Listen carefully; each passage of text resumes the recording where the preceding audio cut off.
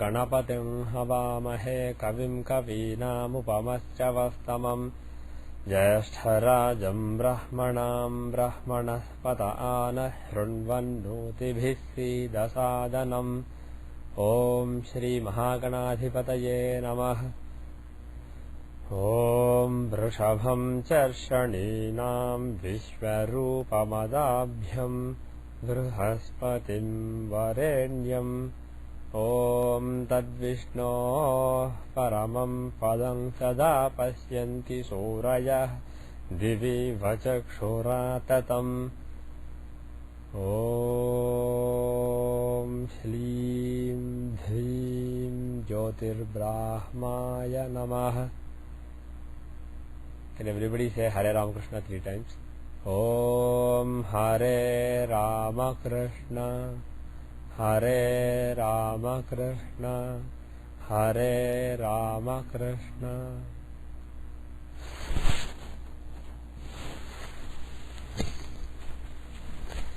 Okay, welcome back. We will continue the chart. We want to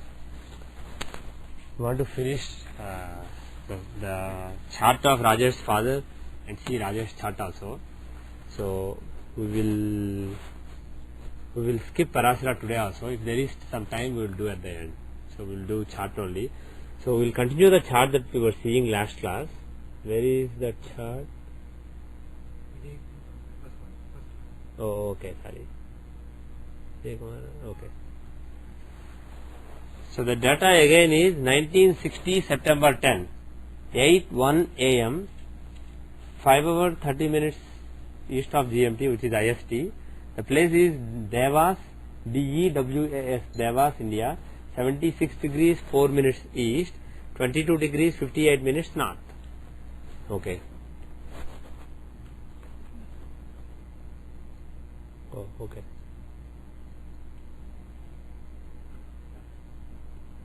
This is the one, right? New one.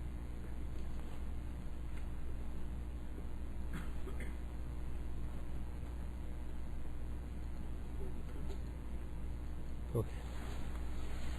Okay.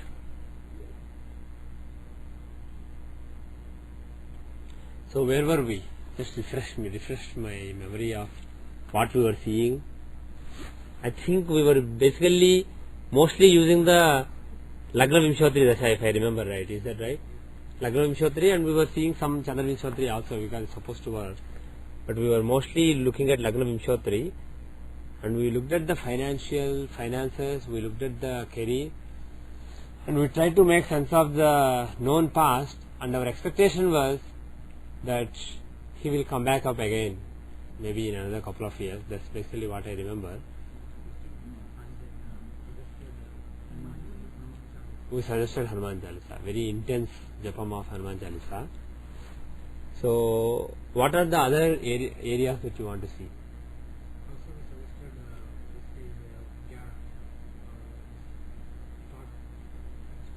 Yeah, we said stock was bad. Don't try stock market again. That's what we suggested. Yes. So, any other angle that you want to pursue? Lifespan. So he wants to see what is the lifespan, what is the longevity. I think we kind of covered it earlier. Yeah.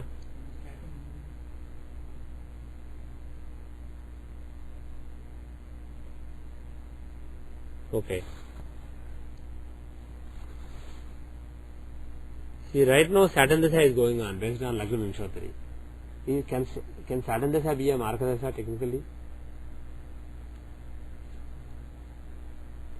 Will Saturn Dasha give Saturn results or Jupiter results? So, is Jupiter a Marka? He is the 7th Lord. So, technically 2nd and 7th Lords.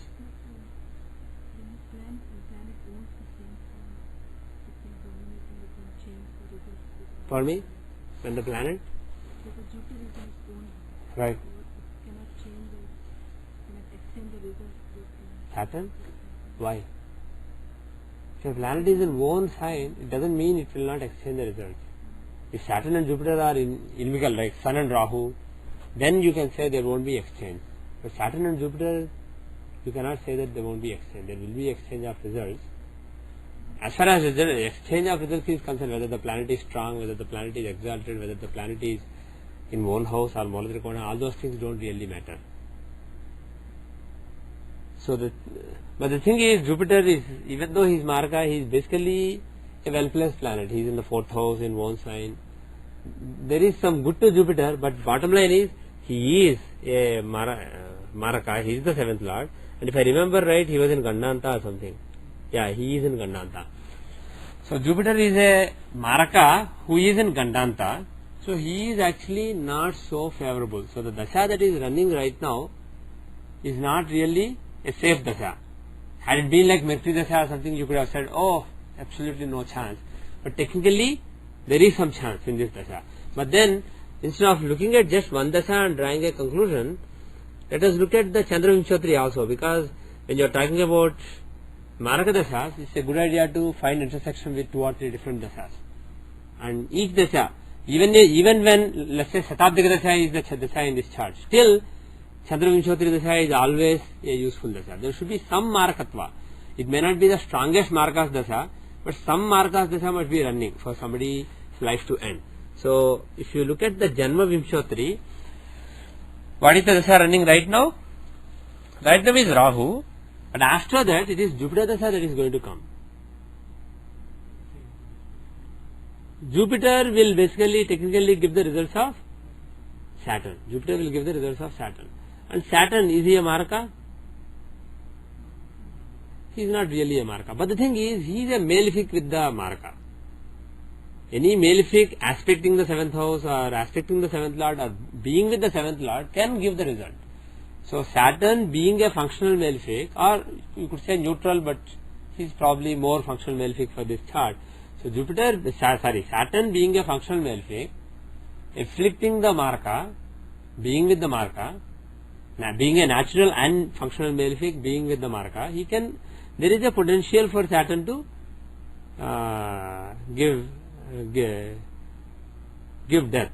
And also from Arudha Lagna, apart from Lagna, if you see from Arudha Lagna, both Saturn and Jupiter are in the 7th house. So there is some chance, unfortunately. Let us look at the Trimshamsa. Let us look at the regular Parasari Trimshamsa. These are okay. Let us look at Rudramsa. Let's see if Saturn has any association with the Maraka houses in the Rudramsa. Rudramsa is the chart, is the real chart of death basically. It is, Rudra is the one, it is based on the 11th house. So in the Rudramsa, Saturn is in his Mola Trikona, but the thing is, he is with the 7th Lords. Oh, why are we looking at Saturn? We should look at Jupiter, but then it was Saturn Dasha based on the other Vimshatri Dasha. So we should look at both Saturn and Jupiter. So unfortunately, Jupiter is the 8th Lord in this Rudramsa. He is the 8th Lord, and Saturn, he is with the 7th Lords, Mars and Ketu. So unfortunately, based on Rasi as well as Rudramsa, there is some Marakatva based on both the Dashas, unfortunately. So some Marakadashas are running. Now let us look at the Shola Dasha. How is the Shola Dasha? Because more than Vimshatri, more than Narayana, when you are talking about death, Shola Dasha is paramount. Yes. Is it Jupiter also has a potential because being 8th Lord? Yeah, being 8th Lord in the Rudramsa. In addition to being Maraka, Badhaka, Gandanta planet, all that in the Rasi chart. In addition, he is 8th Lord in Rudramsa, which is not very auspicious, and he is actually quite strong, bad in Rudramsa. He is with Rahu. There is a Guru Chandala Yoga in the Rudramsa. So there is some problem going on. The thing is, sometimes when somebody comes, we should not be looking at death, what is the expected longevity, when is Margadasha in that much detail, and also there is no point in actually being honest also. When necessary, you can be dishonest and give hope saying he has at least 10 years life. Your word will be wrong, so what? But the thing is, because we have an astrologer who is actually genuinely interested in finding out, we are just being honest here. Otherwise, we this kind of analysis is not really necessary in most charts. But two dashas are showing that Margadasha is running right now. But let's not go into which Antardasha, but right now Margadasha is running. But look at Sholadasha. What is the Sholadasha running right now?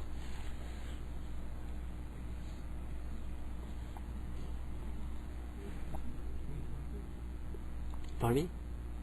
Okay. Sholadasha running right now is that of Aquarius.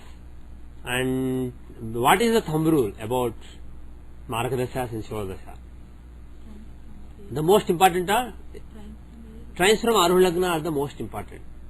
So when Shula hits either Aruha Lagna or the trines from it, or even the third house from it, when it hits them, it's basically problematic.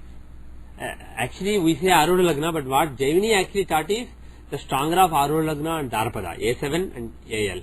Basically, Lagna and 7th house are the two centers, two basic references for seeing the chart, and their Aruhas. But here, that's not an issue because AL and A7 are both together in Gemini. So the trines are Gemini itself, Aquarius, and Libra, and of course the third house from Aruha Lagna. What is the third house from Aruha Lagna? Leo. So these are the problematic signs. So right now Aquarius is running, and if you look at Aquarius has Ketu, the third lord. Pardon me? It's the 6th house, but it has the third lord from Lagna. Aquarius has the third lord from Lagna, and it is a trine from Aruha Lagna, and it is being aspected by Sun Rahu combination. Sun and Rahu, two malefics who are in the third from Aruha Lagna. Oh, by the way, Sun and Rahu are in the third from Aruha Lagna. So unfortunately, will this native have a very pleasant and smooth passing away, or will it be violent and unhappy? Because Rahu is there, it will be some kind of, there will be some suddenness or some violence involved there, some accident. Yeah, we are seeing from Aruha Lagna in the Rashi chart. The third from Aruha Lagna gives you the circumstances of death. It is Leo. His Mars shows a sudden void. Mars shows sudden, and Rahu and Ketu also show sudden and violent, unnatural kind of death. And here Rahu is afflicting Sun, and this is the 12th house from Lagna, and 12th lord from Lagna, Sun is there, so it could be in a hospital, it could be, there are so many things we can say, but it could be in a, for example, it could be in a government building. Leo and Sun can show government building, it could be an official building, it could be in a politician's house. So many possibilities are there. It could be in a hospital.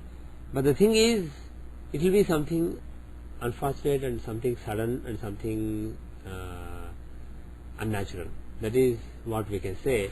So those planets, the third from Aruha Lagna planets, Sun and Rahu, they happen to be aspecting Aquarius. They have a Grahadrishti on Aquarius. So Aquarius does have a potential.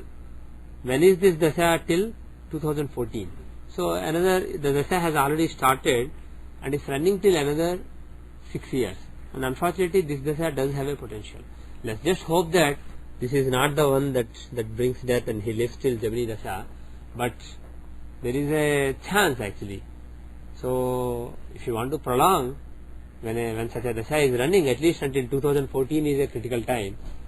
So if you want to prolong, the only thing you can do is just do more mantras, just do more Mahamrutyunjaya mantra, do Mahamrutyunjaya homas with competent priests. That is basically what you can do. Actually, shall we use the 3 parts rule just as an exercise? Do you guys remember it? Who are the first? Which is the first pair? Lagna Lord and 8th Lord. Lagna Lord, Mercury. 8th Lord. Who is the 8th Lord? Mars. Both are in dual, so Okay. Both are in dual signs. So what does it mean? Is it long, short, middle? Middle, right? Fixed signs are short.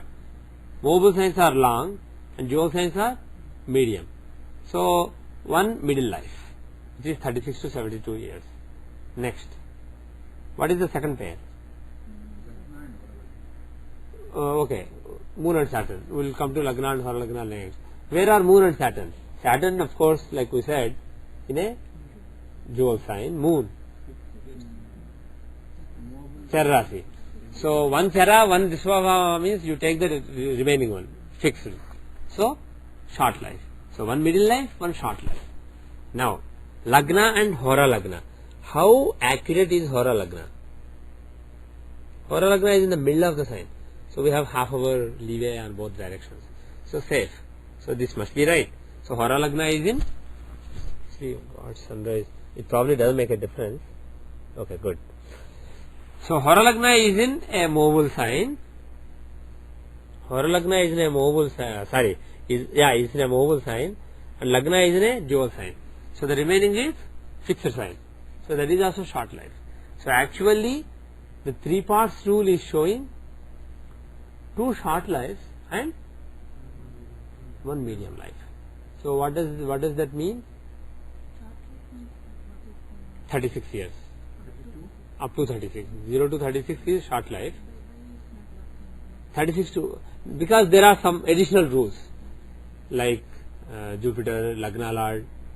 So there are some additional exceptions that we never really covered.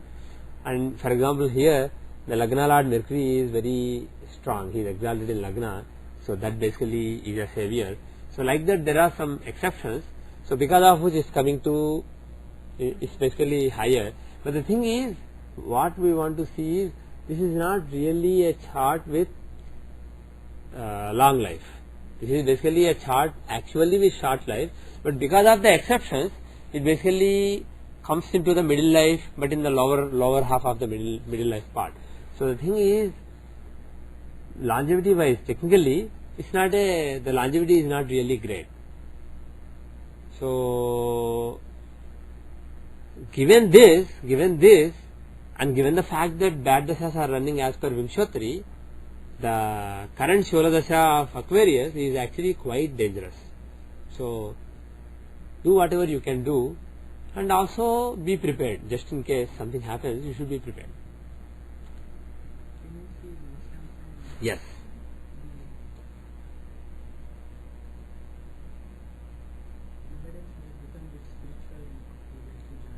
Mm-hmm. Take what? Mm-hmm.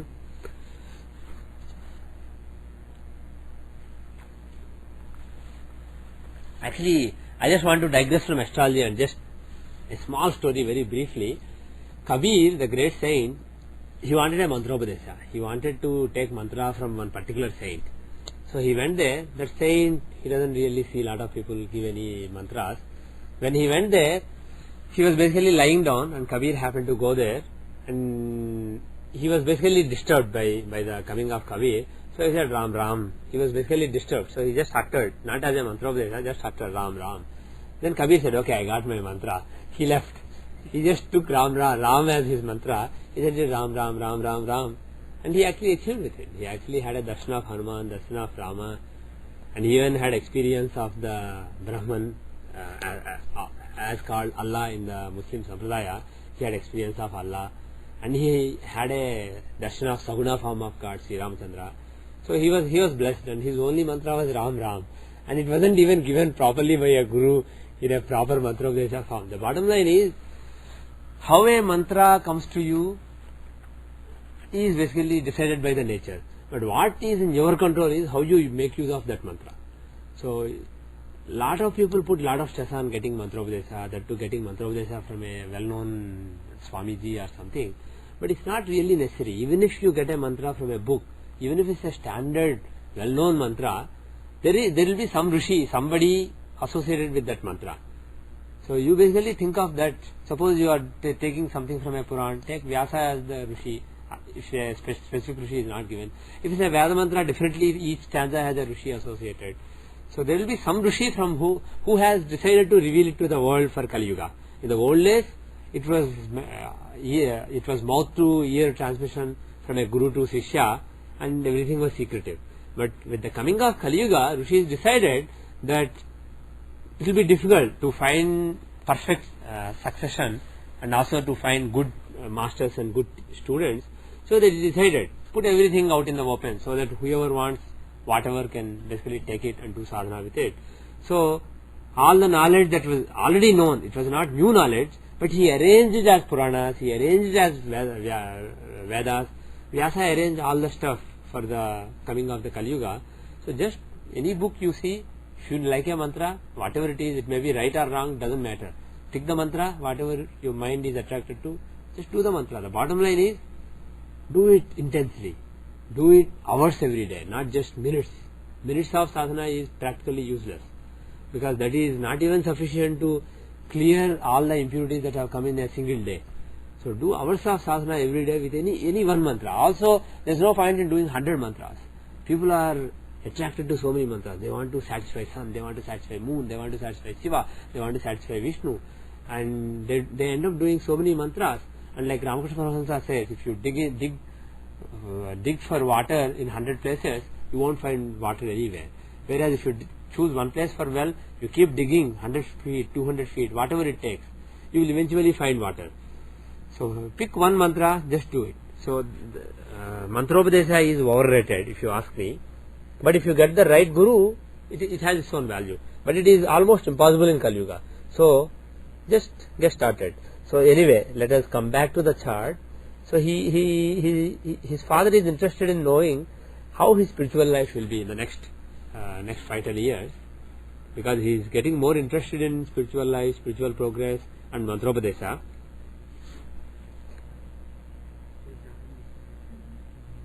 What do you guys think about this Vimshamsa? And also from the point of view of Dashas running. Let's go to Lagna Vimshotri. Lagna is really strong, not only in Rasi but also in Vimshamsa. Let us stick to Lagna Vimshotri. The Dasha running right now is Shani Mahadasha. How is the Shani Mahadasha?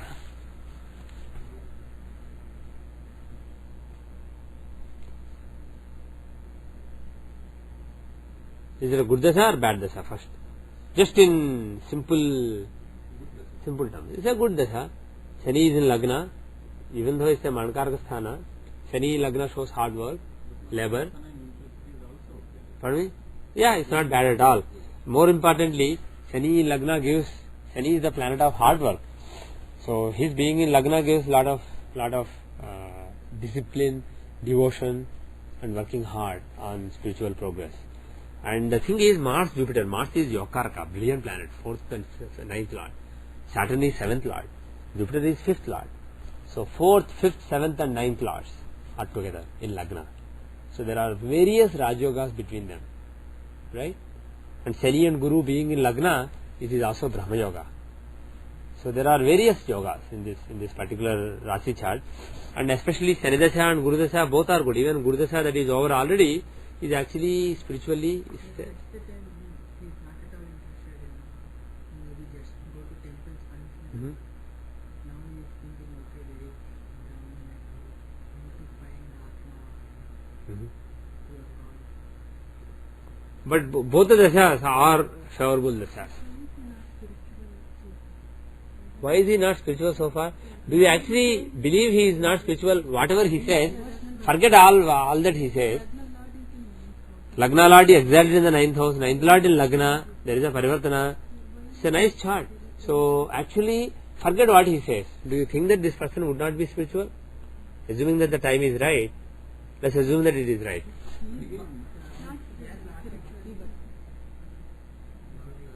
No, but there is a difference here. Most people consider the spirituality to be sitting and doing japa. Right. Not necessarily that. Even working in engineering and work also is spirituality. Yeah. Right. So because 9th house is strong, the person is not only spiritual, but he has to be interested in the religious aspect of the spirituality also, like going to temples or visiting some pujas. So those things, in general, that interest has to be there in the person. No,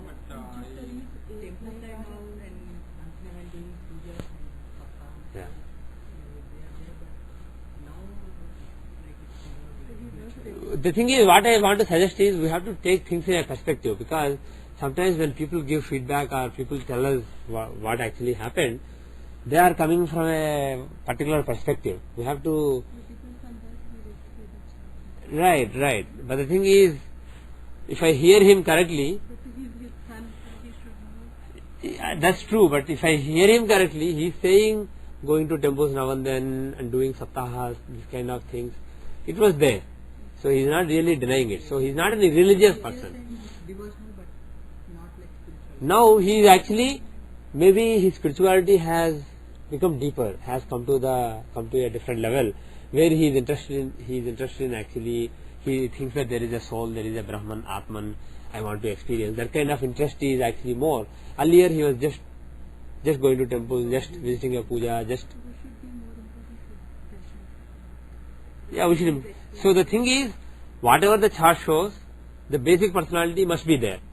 But the thing is, apart from the ninth house aspect, the organized religion aspect of it, now there is a focus also on own evolution and trying to experience the Brahman. So there is some interest in that in the current dasha. Does it make any sense? There is also one other angle, right? Yes. When it comes to a ninth house, Yeah. it is not always, when we use the word religion and religious, it's not always with the temple or seeing God. You can see God elsewhere. You see it in this pillar. So you are working hard at your. That is true, but normally we associate the ninth house with the religion, with the organized religion aspect of the spirituality. And if somebody is, let's say, doing karma yoga, somebody is doesn't care about God, no temple, no God, work is God. I have to do this work. I don't know why, but I have to do this work. I have to excel in this work. Work is worship. Work is worship for him. Then, not necessarily because that brings me money so that I can go to a big holiday or I can enjoy all this. Not even that. That is secondary or tertiary, but work is God. So if somebody has that worship towards work, if somebody is a karma yogi like that, that also should be seen. But then you are talking about 6th house, 10th house, you are talking about different things. But 9th house normally is associated with the religious aspect. So the fact that 9th and Lagna have an exchange and 9th is pretty strong, it does show somebody who is basically religious, who doesn't say, well, forget religion, I just want to sit and meditate. It's not that kind. He would go to temple, he would see pujas, he would respect pujas. If there is a priest doing puja, he will do namaskar. So that kind of attitude basically would be there. And he's not really saying that it is not there from what I hear. So there's no really contradiction. But his question is, now his interest is actually more. He is talking in terms of Brahman experiencing what the Upanishads say. So there is more interest in that aspect, the own evolution, spiritual evolution aspect. So why? Well, whose results will Saturn give? Saturn Dasha. Saturn will give Jupiter results. Jupiter, Mars and Saturn. So Saturn and Jupiter will exchange the results. And who is Jupiter? 5th and 8th Lord. So 5th is, of course, Bhakti. What is 8th? Hidden. The hidden one, searching for the hidden one. Finding the hidden one and tapasya. So, and also it is a very auspicious sign, Pisces, the sign of the rishis. So, the 8th house falling in such a good house and the 8th Lord being in Lagna and his results being given right now by Saturn, there is that interest in finding the unknown, in experiencing something. And is this a good dasha for doing that kind of sadhana and finding doing some austerities and actually experiencing something? Is it a favorable dasha? Yes. Right? Saturn dasha is a favorable dasha. How about the antardasha? The antardasha that is about to start is that of Mercury. How is Mercury a antardasha? Well, Mercury is in the 2nd house. From Saturn, he is aspecting the 8th house. We are talking about the 8th house link. And Mercury is an exalted planet aspecting the 8th house. So it is actually good for all the sadhana. And how is Ketu dasha? Rahu and Ketu are actually karakas for serious sadhana, not just religious rituals, but for real sadhana which makes you understand God. Rahu and Ketu are the Karakas. So Ketu Dasa is very auspicious. So the next few years seem quite promising. Let us quickly see Narayan Dasa. How is Narayan Dasa of Vimshamsa? And also let's see Drug Dasa. That will be really interesting. So based on the Narayan Dasa, the Dasa running right now is Narayan Dasa of Vimshamsa is Aquarius. And we have seen in lot of charts when Rahu and Ketu come to the fore, there is interest, either 8th house or 8th lord or Rahu and Ketu. When they basically become involved in a current Dasa, the person's interest in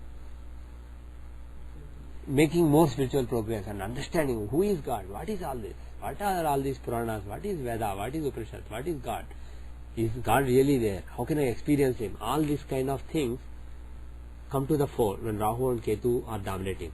So Rahu and Ketu are in Aquarius and that Dasa is going on right now. And if you want to be more specific, the first 1/3 which is running right now, that will give the result of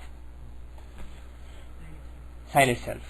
The 7th house, it is the 7th house, it is the 3rd from Aru Lagna. So right now the results of the sign are being given. So as a part of the results of the sign, the planets in it, the Lord, etc. will have some say. So Rahu and Ketu are still giving some results. But this is not really the part where Rahu and Ketu's results are dominated. It is the part where 7th house results are dominated. And what is 7th house? Interaction with people. So he may be actually interacting with people on spiritual matters and desire. 7th house is the house of Kama. So there is some Kama relating to spiritual progress. So that is the focus from 2007 September till 2009 September. And then next 2 years, what are they? The Lord, Rahu and Saturn. And Saturn, he is with the 8th Lord, and Rahu, well, he is the Karaka for this matter. So this is actually a Dasa when that pursuit basically becomes more mature. And finally, the results of the occupants and the aspectors will be given in the last 1/3. Then Rahu Ketu being in Aquarius will give his results. And of course Sun aspecting. So then the things will be even better. So my expectation is from now till 2013 is basically an increasing, there is a ramp up basically. And the focus on spirituality will be increasing. So it is actually a very good time for spiritual sadhana and spiritual awakening and spiritual maturity. So this is a very good time for your father. And let's see Drug Dasa, because that is our favorite Dasa for seeing spiritual matters. How is Drug Dasa? So he started Sagittarius Dasa. Sagittarius Dasa in 2007 September. How is Sagittarius Dasa? Progress Lagna is in Aries, right? Let's open the Dasa Pravesh Chakra also. Okay, fine. So how is this Dasa? Is it a good Dasa or bad Dasa? First of all, is there a chance of finding a guru and getting good direction in the spiritual progress, spiritual pursuit? The 9th house, progress 9th house, which is Sagittarius itself, Dasa sign, has Saturn and Jupiter. Is it auspicious for finding good direction? Well, the 9th Lord is in 9th house, and that too he is Karaka of Guru, Jupiter. So definitely this is a Dasa when he will find Guru, or if our Guru is already there from past, this is a Dasa when Guru will come into his life strongly and Guru will give him good guidance. So there are blessings of Guru in this Dasa, there is no doubt. Okay? And if you look at the Dasa Pravesh Chakra, the 9th Lord Jupiter, he is in the 8th house. So, but the thing is, the bottom line is, the 8th house contains a good planet and the 8th Lord is aspecting the 8th house, Mars. So 8th house is strong, 8th house of sadhana, 8th house of the tapasya is strong. And 5th house is very, very dominating, very strong in both cases. There is Sun Rahu combination in the 5th house, in both. Right? Sun Rahu in natal chart and Sun Ketu in the other chart with Saturn. So Sun with some malefics in the 5th house. That shows 5th house is the house of mantra and bhakti, and the presence of malefic suggests some Ugra Devata, basically like Rudra, for example. Instead of Shiva, it will be Rudra, and Hanuman, of course, is a Rudra Devata. So some Rudra Devata associated with sun. It could be Ram, it could be Hanuman, it could be Shiva, it could be many gods, it could be Matangi, but some Ugra Devata, his sadhana, especially Rudra, sun with Rahu can definitely show Rudra, or sun with Ketu can show Rudra, and of course Hanuman is Ekadash Rudra Swarupa, so Hanuman also passes the criterion, but some Ugra Devata sadhana, some mantra, doing it very intensely. Also, malefic planets show intense sadhana, whereas benefic planets may show not so intense sadhana. Malefic planets, your leg hurts, your body hurts, you don't care, you just try to forget everything and focus on the mantra, you are doing sadhana. That kind of Ugra sadhanas that Rakshasas used to do. Of course, not only Rakshasas, even great Rishis used to do, but they are more known for the Rakshasas who did them, that kind of sadhanas. So the kind of Rakshasa sadhanas are shown by malefic planets. So this Rahu, Saturn, Ketu combination on Sun in the Dasha Pravesha as well as natal chart does show that he will probably be doing some mantra intensely during this period. But this is a good period. And matching to that, you already suggested do intense Hanuman Chalisa. Yeah. Actually, it's a very good idea. If he does intense Hanuman Chalisa, it's very simple. It's not a Veda mantra, you don't have to learn any swara. It's very simple Hindi, colloquial language, and it's very popular. So it's very easy to learn. So if he doesn't know already, learn Hanuman Chalisa, start chanting every day. And the thing is, with other gods, if you pray to Rama or Krishna or Durga, they are not really here in body. If they want, they can come in body, but it's very rare for a god to actually come in front of you in a using the Bhu and Jala Tattvas, using earth and water elements to manifest in front of you. So if they come, it is mostly either through fire or ether, air, they will use only those elements. So if you have a subtle perception, you can see even when the god that you are doing tapas for comes in front of you, you are going to be able to perceive only through subtle perception, not through the gross senses you can see. Whereas the great thing with Hanuman sadhana is he is actually there in body. His physical body in which he walked this earth is not destroyed yet. It is still there. And he is one of the Chiranjeevis. He will be there till the end of this creation. So if you actually do intense sadhana, it is possible to see him in his body, which is made of the 5 elements, not just Akasha, but also Bhu and Jala. So somebody actually that your eyes can see. So that is the great thing with Hanuman sadhana. So if you do intense sadhana, there is no ruling out. There are actually many saints who did see Hanuman even in the last few hundred years. It's actually not impossible to see Hanuman. And actually, if you see any god, Hanuman or any god once, your life is made. That's it. So try to tell him to do intensely 54 times every day like that kind of sadhana. Any other aspects you want to see? I want to say about my mother who dance and Yeah.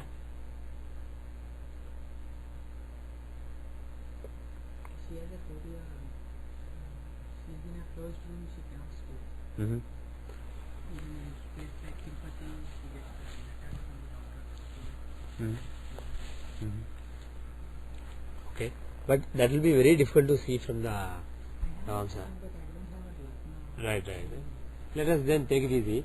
It will be most interesting if we have the Shashtyamsa accurately, D60. It will be a good research case. Because I don't remember now, I have to see the chart, but I saw one chart where looking at the Shashtyamsa, I actually asked whether she is afraid of closed spaces, like if she is in a closet and the door is closed, where she becomes really agitated. But the thing is, that wasn't based on solid astrology alone.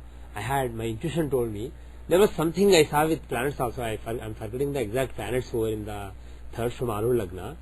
So I saw something in the Shashtyamsa after rectifying the other charts, and I asked her whether she is afraid, and she said she is quite. She becomes agitated if she is in a closed space. She wants it to be open so that she knows what's going on. So it will be interesting if there is one more chart. I saw only one chart like that. So it will be interesting if there is an accurate Shashtyamsa, but otherwise we just have to see this Shashtyam Navamsa, and it's very difficult to see that kind of specific things in the Navamsa. Where is L7? The Arudha of the 7th Lord. Leo, excellent. So you see spouse from Leo in this chart, and well, it's very difficult to see a particular phobia, but is there anything that you want to see, anything in general about mother? How will he her life and health and wealth? Okay. So right now the Dasha running is Saturn. How is Saturn Dasha for mother?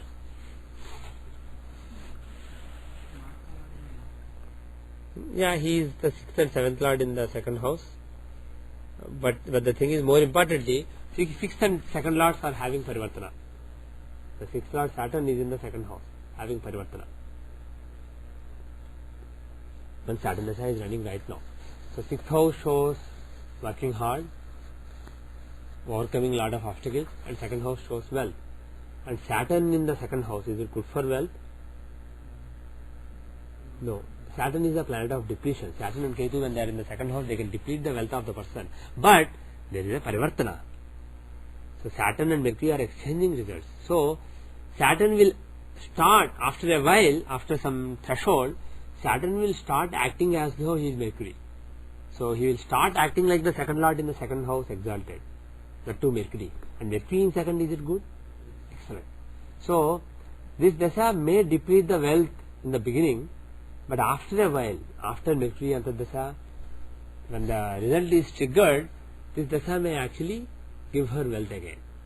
So this may see some change in the ups and downs in the wealth situation. But how about health?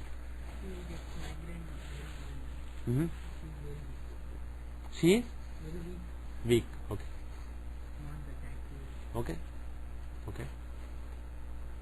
How do you see whether somebody is active or weak? What is the main house? 3rd house is the house of vitality, the energy of the person. So if 3rd house has afflictions, the person will be weak. Or Lagna. Lagna itself is the basis, root. So even if 3rd is strong, Lagna is weak also, then the result is possible. But specifically for the energy and initiative, energy, the vitality, physical vitality of the person, 3rd is the important house. And is 3rd good here? It has Badhaka, it has Rahu. It has 12th Lord. So it's not so powerful. But the blessing is 3rd Lord is strong.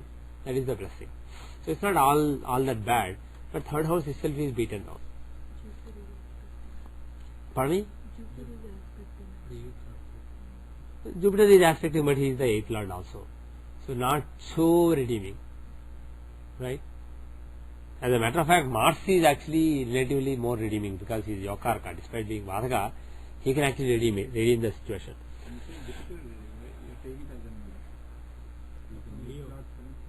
We are taking Leo as Lagna. Forget the Gemini. Oh, this is the most. I was moving here. And the Lagna is Leo, and Lagna Lord Sun is in Scorpio, a Martian sign. So as far as the overall personality is concerned, there is a strong influence of Pitta planets, strong influence of hard planets, fiery planets, Sun and Mars. So when Sun is Lagna Lord and he is in a Martian sign, or even fiery sign like Sagittarius, there is a good chance of strong Pitta. So just based on this Navamsa, we expect that for her, Pitta dosha will be predominant. And also Badhaka Lord Mars, who is with Rahu, who is with Maraka, he is again, Mars is a Pitta planet. So there is some problems, strong Pythyam, strong Pitta is possible. And of course, he said she gets migraine headaches, and migraine and headaches are given by badly placed Sun, and Pitta is basically the main dosha that can give migraine. So the thing is, if she wants to control her headache, She can worship sun. She can do Om Gri Surya Aditya mantra for sun. That can improve her headache situation. And also, she should eat food that doesn't aggravate pitta. For example, not eat a lot of pickles like we normally do in Andhra Pradesh. Not eat spicy food. Have mild spices. Like for pitta people, you mix 1/3 coriander seeds, 1/3 cumin seeds, and 1/3 fennel seeds. Suppose you mix these 3 seeds, and you make a powder with it. You fry them, you grind them. You use that powder in all curries. It gives you a flavor. If you want little spiciness, put some black pepper, put a little bit dry ginger powder, but not too much, little bit. That will make it slightly spicy, and it will be warming. It will not be like cooling to the body. It will be warming, but at the same time, it doesn't aggravate the pitta.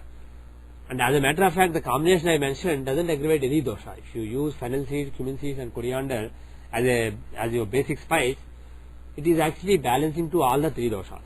But unfortunately, what people in Andhra Pradesh, where we are from, the area of Andhra Pradesh where we are from, we use a lot of chilies, lot of red chilies, lot of green chilies, lot of red chili powder that is used in the foods, and that is terrible. That basically aggravates the pitta. And if she eats sattvic food without much chilies, very simple food, and also vegetables, like don't eat heating vegetables, eat simple vegetables. Like for example, for pitta people, you just eat beans, carrots, cucumbers, squash, different kinds of squash. If you are eating only this kind of vegetables, peas, this kind of vegetables with just coriander, cumin kind of spices for over a long period of time, the pitta will be controlled considerably. The thing is, we'll leave all that, but she should control her pitta. There is a strong pitta. But overall, how is health? Well, Saturn being the 6th lord can give some health worries, but is there any bad affliction either of the Lagna or Lagna lord or involving 6th and 8th lords? Not really. We don't see any terrible combination, and definitely not now. The dasas running right now are fine. So the health should be reasonable. There shouldn't be any problem. Things should be fine. And is she spiritual? No, I'm asking them. Is she spiritual? What do you guess? 8th lord Jupiter is in the 9th house with Ketu. 8th lord with Ketu is enough for spirituality. 8th lord with Ketu. That too, it is Guru. And they are in the 9th house. So the person is basically spiritual. And of course, 10th lord is aspecting, 12th lord is aspecting them. 12th lord Moon and 8th lord Jupiter are together. Not together, but they are in Samsaptaka. And Ketu Rahu axis is associated with them. So 8th lord, 12th lord, Rahu Ketu. So that's excellent. So she is actually quite spiritual. Probably maybe even more than the husband, more than the native. If you compare with the Rashi chart. So she is spiritual. Any other comments you guys want to make? Any other perspectives you want to see in your father's chart? Just his profession now I'm doing that, so Yeah. I feel like he doesn't work hard and he Yeah. doesn't do anything in life. That's a good idea. Let him, because he may not have too many years left. It's a good idea for him to focus his mind on God and turn the mind to God. God isn't trying to. Pardon me? And also in the sense that it's not isn't trying to. Mm-hmm. So unnecessary tension is not really. Right. So let him take it easy. You help him, but at the same time, the Hora chart does show coming up in life again. So have him play a role. Whatever you are doing, have his name also there. Have him play a role, but don't give him too many day-to-day responsibilities, and let him focus his mind on God. It's a good idea. The thing is, all of we die. Whether it is today or tomorrow or 100 years later, we don't know.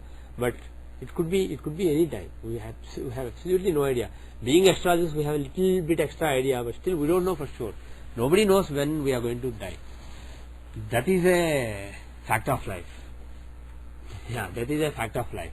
So the thing is, we just have to be prepared for it. Whatever you did throughout your life doesn't really matter. What really matters, what decides your next gati, is the thought at the time of death. Suppose when your body gave in, and you suddenly find yourself unable to control your body. You want to move, but you can't move. Your connection with your body, your influence over your body is being cut off stage after stage. You slowly realize, oh my God, you will be scared. You will be shocked when that happens. And those who have some out of body experiences or Kundalini experiences may experience it even when they are alive. When they haven't died yet, they may experience it, but then the first time they experience also it will be very scary. And slowly they get used to it. But the thing is, the bottom line is, when it happens, if it's the first time that you are experiencing it, it will be very scary and it will be very confusing, and your mind will wander in so many places. Oh, my life ended, I wanted to do that, I could not do this. I wanted to do that, I could not do this. So all kinds of weird thoughts may come, and at the time the prana is gone, whatever thought, basically whatever desire and thought is left in the mind, that decides what you are going to be in the next life. That decides your mission for the next life, your agenda, basic agenda for the next life. So it will be unfortunate if you are thinking of something really stupid. So the thing is, the goal of all sadhana is to cut off this attachment with the body even while you are alive. Simulate the death even while you are not still ready for death. Even when there is still longevity left, simulate death so that you practice what to do at the end. That is basically the goal of all sadhana. So especially when you know that you have maybe 10 years or 5 years of life and not more than that, it's a very good idea to prepare yourself for death. But as a matter of fact, all of us should prepare ourselves for it all the time. So all the best to him. May God bless him. We saw Ishtadevata, etc. in the last class, right? We saw all those things. Okay. But I intuitively feel that Hanuman is very, very useful to him. That is what I intuitively feel, apart from all the astrology that we have done. So good luck. All the best. So what do you want to? You want to see your chart briefly? Can you give us your data? Yes, I will restart. Okay, we'll see the next chart. What is the data? October 3rd, 1983, 12:40, 30 seconds, AM or PM? Afternoon, PM, okay. Vijayawada.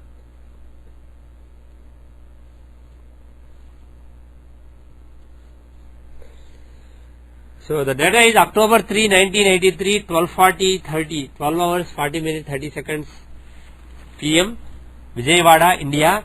The time zone is 5 hours, 30 minutes east of GMT, that is IST. The longitude is 80 degrees, 37 minutes east. The latitude is 16 degrees, 31 minutes north. Okay. 1 second, let me just save it.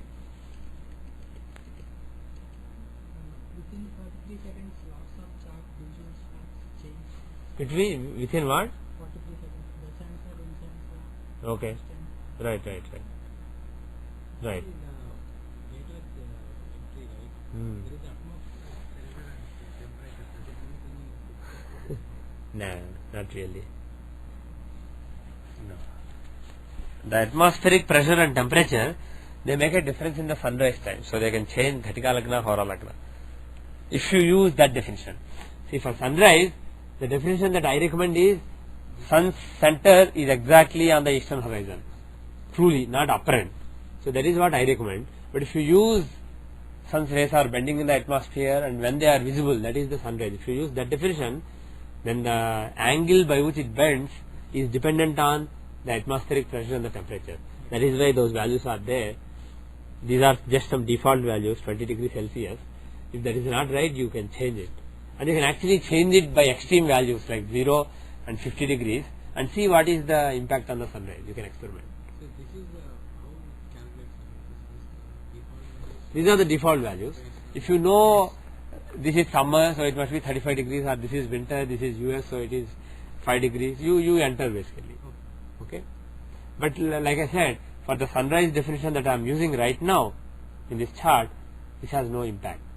It is independent of the atmospheric conditions, the sunrise definition that I use. And similarly, altitude, some people ask me, what is the relevance of altitude? By default, I just put 0 meters above sea level for all places. If you know the correct altitude, and for some countries in the database, I believe I have the, for example, if you try US, Massachusetts, let's try, yeah, see 230, Victory Hill, Massachusetts, it's at 230 meters above sea level. So US database has the altitude values already, but for some countries I couldn't get the database, so there is no value. But if you know, you can enter it. But again, it has no impact unless you select the topocentric planetary positions. There are two kinds, geocentric and topocentric. In geocentric, the center of Earth is the reference, is the reference frame for the is the center for the reference frame for the coordinates. Whereas in topocentric, if the person is born in Vijayawada, you take Vijayawada as 0 and draw longitude, you draw the zodiac. If somebody is born in Boston, you draw from Boston. So that is the topocentric. If you are doing topocentric, the altitude is key. Not key in the sense it changes everything from daytime to night time, but it has some impact. The values will change when you change this value. Okay, so let us save the chart. You have rectified the chart and you are happy with the Dashamsa? Not really, because you don't have too many events in Dashamsa, Vimshamsa. In Dashamsa, I have one when I enter the stock market. That's not Dashamsa really. If you enter stock market, yeah, it's Hora. It's finances. I have someone who can just say like what happens next in this is the time. Okay, we can do that. So let's assume that this time is right. First of all, what is your impression of the chart? The first impression of the chart. Anybody in Gandanta, like his father, any planet in Gandanta that we need to watch out for? Moon in Gandanta, right? Maha first padam. So moon is in Gandanta. Beyond 2 degrees also No, it's not as terrible, but still 3 degrees 20 minutes, that's what Sarasra says. So it is a Gandanta, it's not as heavy as his father's, but it is Gandanta. Moon is in Gandanta. Unfortunately, he is also the 8th Lord. His father has 7th Lord in Gandanta, he has 8th Lord in Gandanta. So 8th Lord being in Gandanta is not really auspicious. So when Moon Dasha comes, he has to watch out. Moon is a dangerous planet. Now, what Dasha should we be using? Probably Chandra Vimshatri only, right? Because Moon has all those planets with him. Let's check. Moon has 3 planets. Utpanna 1. Let's see, Lagna 1. So we'll use Chandra Vimshatri. So Moon Dasha will come later, 2015 to 25. There is plenty of time. So during that time, he has to do some remedy for Moon. That time there can be some problem. But Sandasha that is running right now, I mean that is going to start soon. How is it overall? He is the 9th Lord in 10th house. There is actually a Parivartana between 9th and 10th Lords.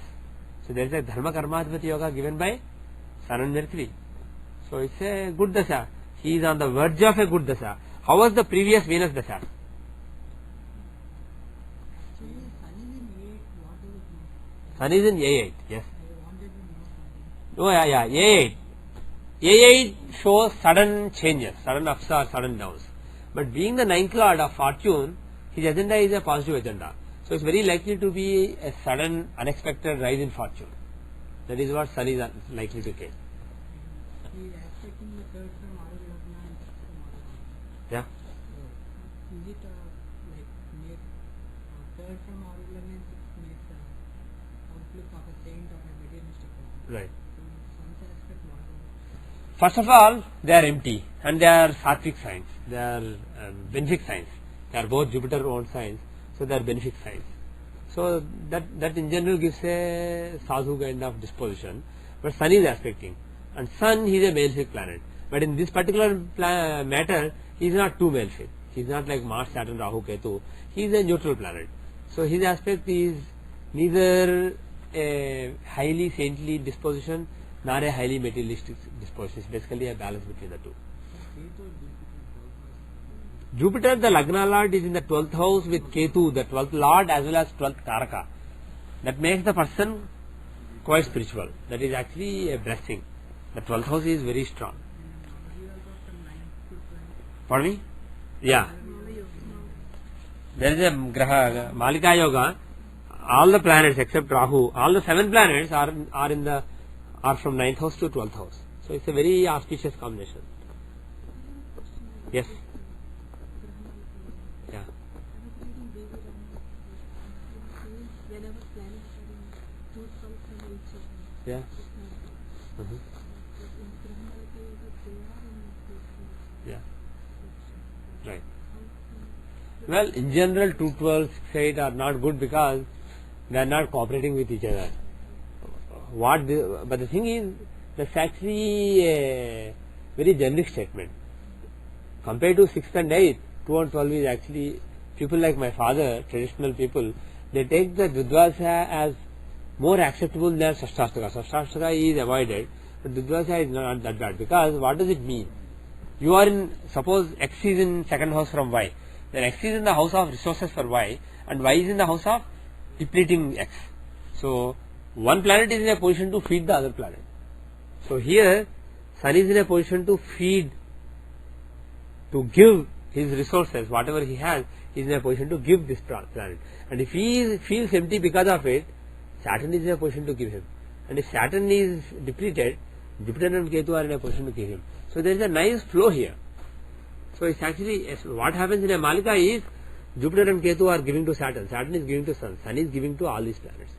And the final recipients of all this, the chain of giving, are the 4 planets in the 9th house. It's very auspicious. So, the thing is, in general, just 2 planets being in 2nd and 12th from each other is bad in the sense that one planet is being depleted. But it depends on who's being depleted, of what, and what is the relation between them. If my wife is taking away everything I have, I am happy to give her. Because I earn only for her. Whatever I have, I will be happy to give her. Whereas, whatever I go work hard at my company, I earn a lot of money, and some idiot comes and takes away my money, I am unhappy about it. So the thing is, if somebody is taking away whatever you have, it may be a good thing or a bad thing. It depends. But especially in Grahamalika, because there is a chain of giving. So I am giving the knowledge to Seshu. Seshu is giving to, let's say, his younger son, and let's say his younger son gives to somebody else, and that person gives to somebody else. Then, because of all this chain, the knowledge will flourish. Similarly, when there is a nice chain, Malika basically means garland. What is a garland? It's a chain of things basically. So it's basically a chain of resource sharing. Depends on where. That is why the starting and ending are very, very important. The ending is the basic source of all, and the starting is the destination of all. So destination of all the resources that are being transferred. So both are good. Lagna Lord is actually feeding. Lagna Lord and Ketu, the spiritual planets, are feeding this Malika Yoga, and the planets in the 9th house of Dharma are actually receiving, at the receiving end of this Malika. It is very auspicious. Yes. The Grahamalika is always starting in the anti-clockwise. Anti-clockwise meaning clockwise. So we are always saying, Oh, the giving, if you are talking in terms of giving, then it's the opposite direction. so Right? do we say the culmination is always in this direction or this direction? No, normal terminology is we say culmination in Jupiter Ketu and starting in Sun, this thing. That is what we say. That is a normal thing. But the thing is, what it really means is, wherever it is starting, basically, with respect to that, there are a lot of resources being diverted in that matter. There is also Anamrita Yoga in this. Is it? Well, Lagna is in the middle. Lagna is in the middle, and Ketu is, Jupiter is on the other side. Only Lagna is in the middle. But Lagna is in the middle. Also for him, Yes, the standard approach is if Lagna is on the other side, then it's not the yoga, not just planets. But some people take only planets also. And some people, they take planets only, but they say if one planet is with the other planet, even on the correct side, here Jupiter is before Ketu, but still because he is in the same sign, we say that he still breaks. So that view is also there. But in any case, I don't think you should worry about the Kalamrita Yoga here.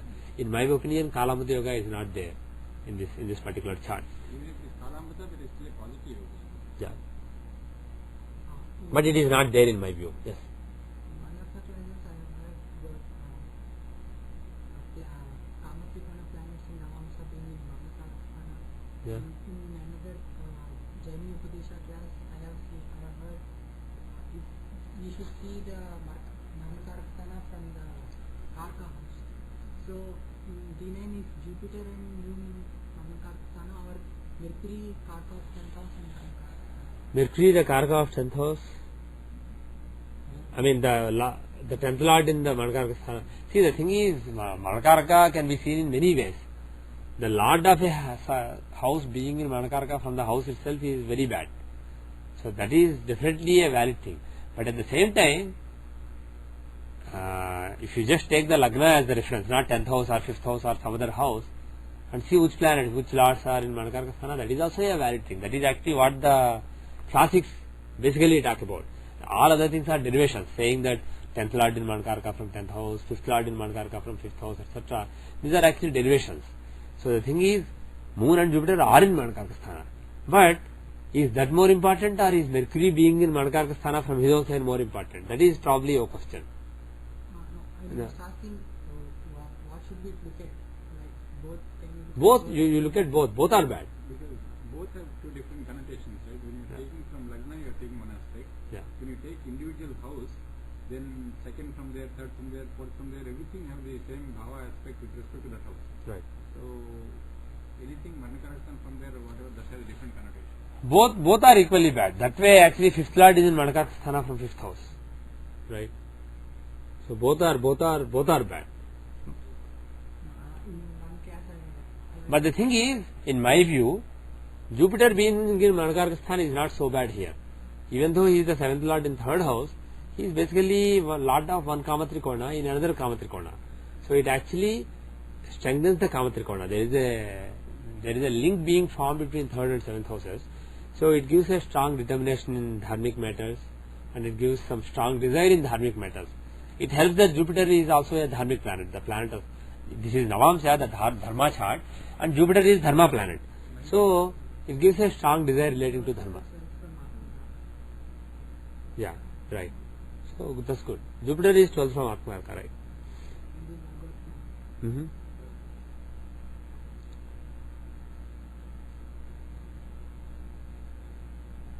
Okay. Any comments you want? Any comments you want to make? Also, you can see from Atmakarka. You can see which planets are in Manakaraka sthana from Atmakarka. You can also see from which planet Atmakarka is in Manakaraka sthana. You can see a lot of things. All have their own importance. Any other comments you want to make? Do you see any, taking Atmakarka as the reference, are there any Charakarkas who are in Manakaraka sthana?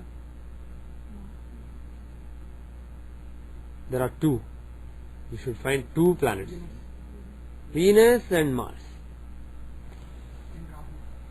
Rahu also, yes. Venus, Mars, Rahu. There are actually three planets in Manakaraka sthana from Atmakarka. Right. Because the thing is, Atmakarka is a very important difference. Apart from Lagna, it's called Karaka Lagna. And of course, some people only take the Karaka Lagna in Rasi chart, but Karaka Lagna in Navamsa is also important. Karaka Amsa. So, Sagittarius in this particular chart, which contains Atmakarka, Jupiter, Mercury, is very important difference. And taking that as the reference, you have again three planets in Manakaraka sthana. So there are multiple planets in Manakaraka sthana from Lagna as well as Atmakaraka sthana in this Navamsa. So it's not very auspicious, but more than Lagna, the Atmakarka is of concern. The relation between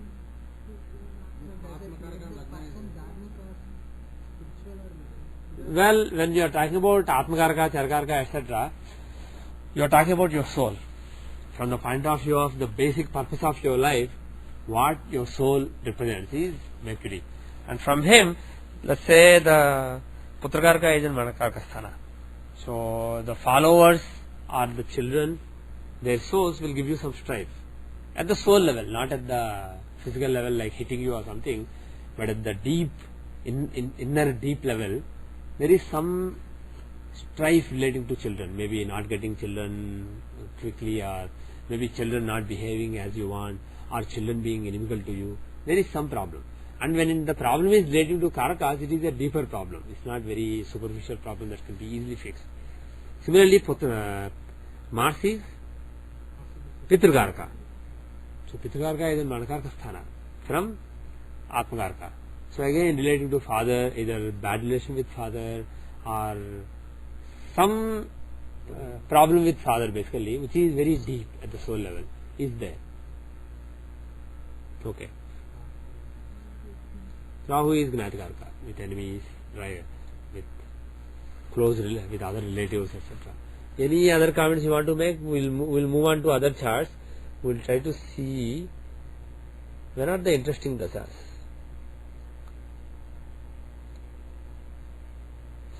So Mars Dasha is going to start in first Sandasha. Sandasha is a very good Dasha. Let's actually quick. What? Navamsa, right. Right. Just ask because previously I used to not making mistake. Yeah. Later, after the victim, After when? 2006, grandmother is spiritual, so I used to listen to stories, Yeah. think about God for some time back.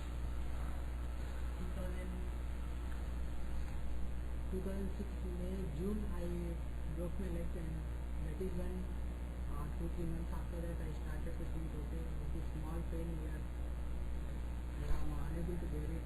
Yeah. Talk about this, so what is the reality, why are we born? Hmm. Started to think from this. So Aries Dasha has been, Aries Dasha is good for spiritual pursuit. From Dukdasha, spiritual interest is basically awakened in the Aries Dasha.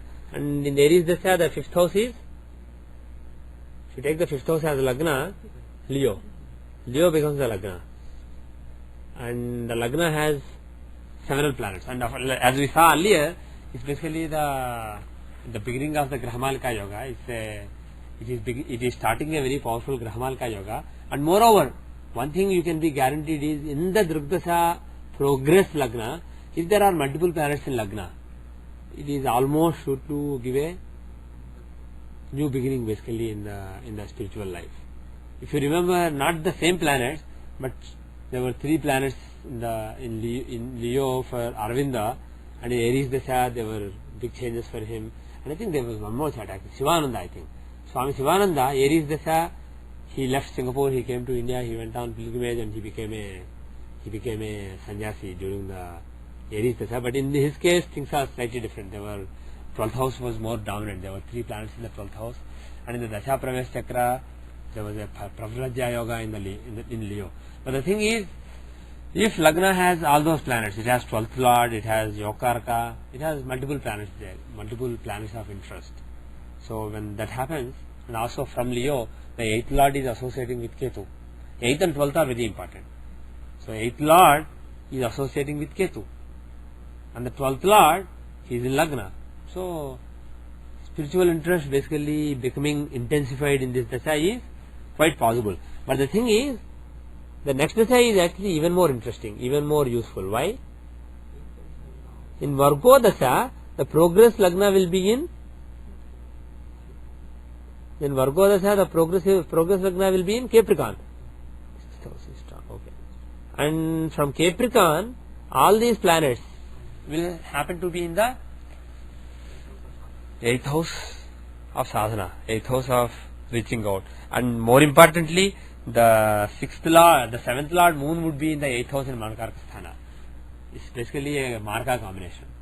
So from Capricorn, the progress Lagna of Drugdasha, 7th Lord in 8th, that's a great blessing. And he is in Gandanta also.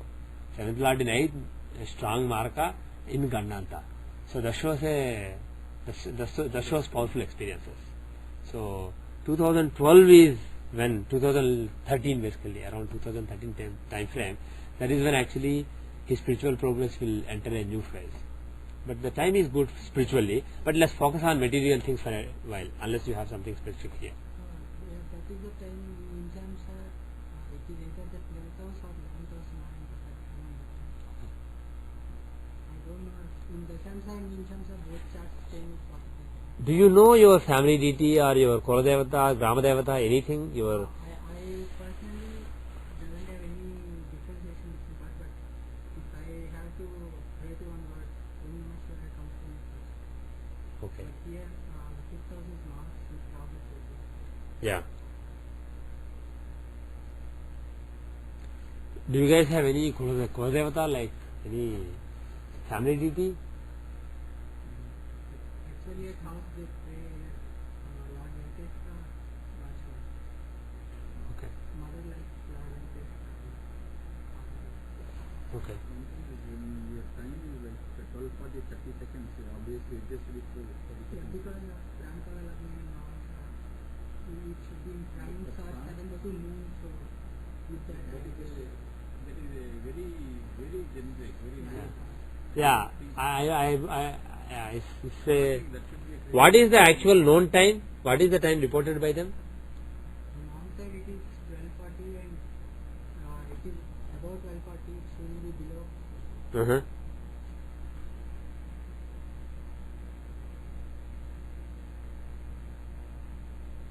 One interesting thing is you are born in Vijayawada. At Vijayawada, Gramadevata is, we have the very powerful Kanakadurga. The Mother Kanakadurga is in Vijayawada. So there has to be a strong Rahu influence on the 4th house. 2007 for about 8 months I went to the temple every Sunday along with my father. Okay. Rahu Kalan. Mm-hmm. What? 4th house is the Gramadevata. 2nd house is your Kuladevata, your family. 4th is your Grama, your house, the place where your house is. So Gramadevata is seen from the 4th house in Vinshamsa. But the thing is, See the initiation into. yeah, were you initiated into something? But this July 19th I will So there is something planned for July 19? yeah, that is a Guru Purnima. Yeah, Grandmother's Guru Purnima. yeah. I will be taking. Last year I went, I met him. I told him that I will be finishing my master's at Guru Purnima. Okay. So he is expecting a mantropadesha, expecting initiation into something by the guru of her mother on July 19 of this year. So which one explains it better? Does Virgo explain it better? Which dasha is it? It is happening in the, you said July 19, right? So it's basically Virgo first 1/3. Virgo dasha first 1/3. And I don't like to do job at all. I'm not at all interested in job. Okay, we'll go to Dashamsa later. Both charts change at the same I know. But let's make a judgment based on it, then go back to that. Seriously, we'll come back. So, Virgo dasha first 1/3 he is getting Guru Padesha, Mantropadesha. Virgo is the 3rd house of Guru Padesha. 9th house is Guru. 7th from 9th is 3rd. That is the Guru Padesha, interaction with Guru. And Virgo dasha is running right now. So in Virgo dasha, having an Upadesha from Guru makes sense. The first 1/3 will give the results of Virgo itself. So it is giving the result. And Antardasha is expected to be that of Scorpio, the 5th house of mantra. So makes sense. And it is Venus Ketu according to Vinci. Okay. Good. Ketu is again but the thing is, Ketu, apart from being the 5th lord, he is Karaka in general for this kind of thing. So, irrespective of the Lagna, Ketu Antardasha could have given the result. Right? But here, given that is happening in this period, probably this Lagna is right. Probably it is Cancer. And probably Jupiter in the 2nd house and Sun being the 2nd lord explains family worshipping Shiva. At the same time, the 2nd lord, Sun, being with a very strong Mercury, probably explains, and also Saturn aspecting 2nd house, exalted Saturn aspecting 2nd house. That probably explains some worship of Vishnu and especially Venkateshwara. Saturn and Mercury Desho Venkateshwara. So that is basically probably was going on. And actually, pardon me? Generally in Andhra everybody worships Venkateshwara. Right. But the thing is, some families don't. Some families worship Shiva. Some families worship Shakti. Some families worship Durga. Different families have a different tradition. So it changes from family to family. In some families, if you go to Bengal, they worship only Kali. They don't know about any other god. If you go to some families in Gujarat, they worship only Krishna, nobody else, or Rama, nobody else. So we have these traditions. So if the second house is very strong, there has to be some influence of that planet. But here the two influences he mentioned are there. And the fourth house, like I said earlier, fourth house has Saturn, but Rahu and Ketu are aspecting, Rahu, Mars and Ketu are aspecting Saturn. So Durga being the Gramadevata also is quite possible. So things are okay. So probably this Vimshamsa is fine. Then let's go to Dashamsa. Now regarding Dashamsa, we don't know much. All he told us is he is not interested in actually doing a job. I got a job in engineering courses, but I left it because I only concentrated on Yeah. I always wanted to do business. He wanted only to do business, okay? And I liked doing stock market. And he likes doing stock market. Let us see his hora and advice on the stock market. How strong is the Mercury, Sun, Atmakarka and Matyakarka in Saturday and Mercury and Sun? Mercury is Atmakarka and Sun is the Matyakarka. They are in the 12th house in the main house. And Sun in Atmakarka and all that. How strong is Well, the thing is, Atmakarka is important, but Amatyakarka is not that important when you are looking at the Vimshamsa. So you shouldn't pay too much attention. But Atmakarka is in the 12th house from Lagna. Is it good or bad actually in Vimshamsa? What do you guys think? It is excellent. Why? Because the Atma is taking towards him. 12th house is the house of moksha and Atma is there. Moreover, the second from Atmakarka is what the soul is feeding. It is the second house from, it is the resource of the soul basically. Lagna is the very essence of the person. So that is the resource that the soul needs in the spiritual pursuit. Excellent. So Atmakarka being in 12th from Lagna is very good. For me? Atmakarka is also very, very strong in Vimshamsa. So that is not of any worry. And Amatyakarka is not that important in the Vimshamsa, but in Dashamsa it is important. So Sun is Amatyakarka, right? And one last question. Moon is Dharkarka. Okay, Moon is Dharkarka. Actually, we haven't answered the last question. Let us see. The question that you asked, I will pose it differently. Forget Vimshamsa. In Dashamsa, what are the relative positions of Sun, Mercury and Moon? The Dharkarka, Atmakarka and Amatyakarka. And those are of interest. So where is Atmakarka Sun, Atmakarka Mercury? Mercury. In 5th lord, 1st lord. Yes. He and Venus have Parivartana. What Karaka is Venus? But Mercury is Venus is Putrakaraka. Pardon me? Mercury is the Badhaka lord in Rashi and is the Atmakarka. What are these things? Mercury is Badhakesha in Rashi chart, yes. I thought this should have been good because Venus, Mercury, the Boga is in 9th house, everything. But this is the time I sort of had some problems and began to think spiritually. Uh-huh. What implications does Badhaka Lord being the Atmakarka make in chart? One second. Problems are related to physical life. This is the Shamsha we are looking at. That is the time I had an accident. You had accident I fell down and my leg was ligament in my leg was in Venus Mercury. Okay, the thing is, forget Dashamsa. The fact that they are in the they have a nice yoga, they are the Lagna Lord and 5th Lord having Parivartana. Moreover, they are Atmakarka and Putrakarka also. So Atmakarka and Putrakarka having Parivartana. It is an excellent yoga given by them. but your career hadn't started then, and that is Dashamsa. Pardon me? Rahu is 10th lord is there. Yeah, there is a nice combination, but that is irrelevant. Look at the Trimshamsa, look at the Shashtamsa, and look at the Rashi. If you are talking about accident. So if you look at the Shashtamsa, Rashi and Dashamsa. I'm not thinking about action. No, I'm just asking if the Bhadka lord is Atmakarka, Right. is it good or bad or That itself, well, Bhadgalad is bad, right? He gives unexpected worries. If he happens to be Atmakarka, the planet who wants to give you a big blow, happens to be your inner self. He happens to be your soul. So whatever happens on a big scale, basically. That's all it means. It may be good or bad. He may, just because a planet is Bhadgalad, may not give you a blow. He is capable of giving you a blow. It depends on his placement also. And what area he will give a blow, will it be in career, will it be in education, will it be in health? It all depends on the various divisional charts. And here, if you look at Venus and Mercury, well,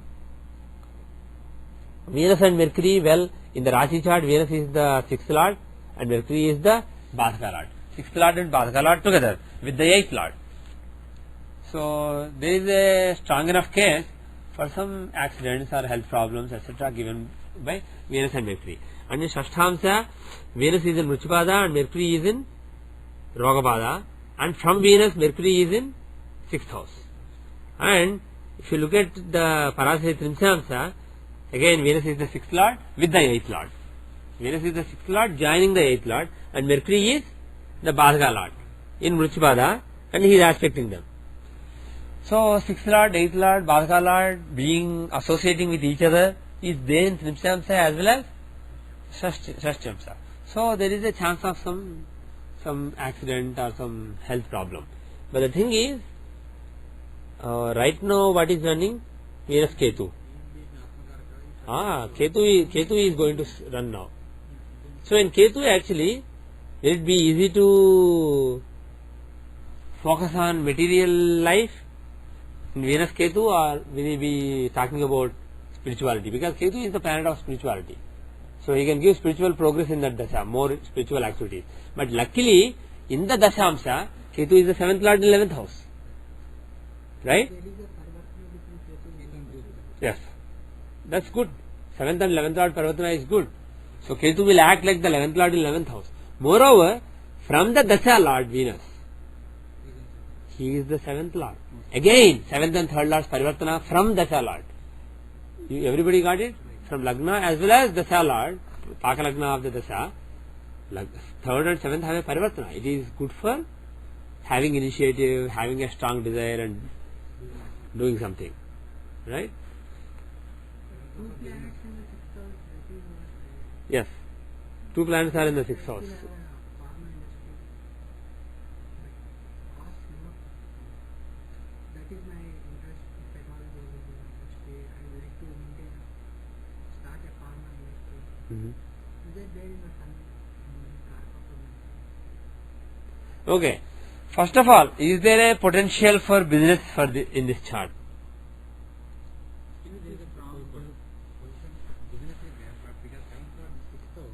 Especially now is there. In the current period, the desire for business is strong because Ketu, that too in Venus Dasha Ketu. Ketu on the Dasha itself is conducive to interest in business, and Ketu Dasha in Venus on the Dasha in Venus Dasha is particularly conducive. But it's just a transition period. In another year and a half, this will be over, and he will be in Sun Dasha. Is Sun favorable for starting a business or maintaining a business? Just honestly. Maintaining a business, working service. No, I'm talking about business. Either starting or maintaining an already started business. Starting a business or maintaining a started business. Well, does he have anything to do with business actually in this chart? He is with the 7th lord. Actually, Sun will give the results of Mars. Sun Dasha will give the results of Mars. And how is Mars? First he should do service and business because he is the Mars agenda is 7th house. Mars is the 7th lord. His agenda is 7th house.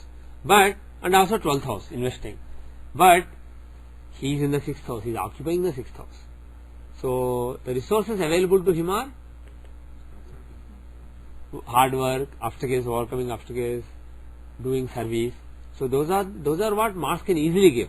But what he actually wants to give is a business. That is the bottom line. So, is it conducive to actually starting a business immediately next year, plan everything to this year, and next August when Sandasha starts, immediately start a business? Is it seeming like that will happen? Unlikely. Astrologically, what we will expect is working somewhere, getting some experience, and then slowly, after a few years of the Sandasha, then slowly start a business. That is what we actually would expect based on this chart. How good is the stocks? Stock is he will gamble because of 8th lord in 10th house. Where? Because he has- Well, Dasyamsa 8th lord is in 7th house. But stock do you want So in general he may be a gambler with career, but that too this is Scorpio. But for stocks let us go to Hora, money.